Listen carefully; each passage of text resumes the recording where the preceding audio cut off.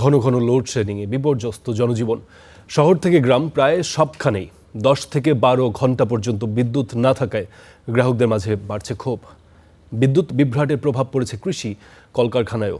সংশ্লিষ্টরা বলছেন যে চাহিদার তুলনায় 40 থেকে 70% পর্যন্ত সরবরাহ কম পাওয়ায় এই ভোগান্তি। এদিকে বিদ্যুৎ স্থাপনা রক্ষা ও কর্মকর্তা কর্মচারীদের জন্য জোরদার করা হয়েছে নিরাপত্তা। সমিলের করাতের সঙ্গে থমকে আছে জীবিকার চাকা। অবসরে মেশিন মেরামতের সময় কাটলেও শ্রমিকদের মজুরির খাতায় মিলছে কেবল শূন্য। উৎপাদনের চাকা থমকে যাওয়ার এই চিত্র কেবল কারখানাতেই সীমাবদ্ধ নেই।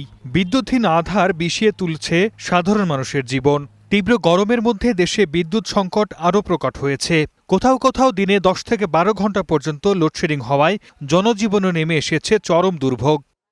1 ঘন্টা কারেন্ট পাচ্ছে, 1 ঘন্টা বন্ধ যাচ্ছে। এটা আমাদের ছেলে মেয়েদের লেখাপড়ার অনেক ক্ষতি হয়ে যাচ্ছে। আমাদের কারেন্ট নিয়মিত থাকছে না, ফসলের ক্ষতি হচ্ছে, জনগণ ঘর বসে থাকা পারছে না। আসতেছে যাচ্ছে, বিদ্যুৎ থাকতেছে না, 1 ঘন্টা থাকে, 2 ঘন্টা পর আসে। সংশ্লিষ্টরা বলছেন চাহিদার তুলনায় 40 থেকে 70% পর্যন্ত বিদ্যুৎ সরবরাহ কম পাওয়ায় বিভিন্ন এলাকায় দীর্ঘ সময় বিদ্যুৎ থাকছে না। তবে শিগগিরই পরিস্থিতি উন্নয়নের আশা। দীর্ঘ সময় বিদ্যুৎ না থাকায় ক্ষুব্ধ মানুষ দেশের বিভিন্ন এলাকায় বিদ্যুৎ অফিস ও উপকেন্দ্রে হামলা ভাঙচুর করছেন।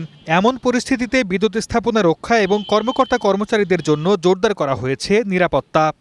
যে কোনো বিদ্যুৎ স্টেশনকে আমরা কেপিআই এর মতো মনে করে নিরাপত্তা প্রদান করি এবং এখানে নিরাপত্তা ব্যবস্থা অলরেডি বিরাজমান আছে। বিদ্যুৎ সংকট মোকাবেলায় দেশের শপিং মল, মার্কেট এবং দোকানপাট প্রতিদিন সকাল 11টা থেকে রাত 8টা পর্যন্ত খোলা রাখা যাবে।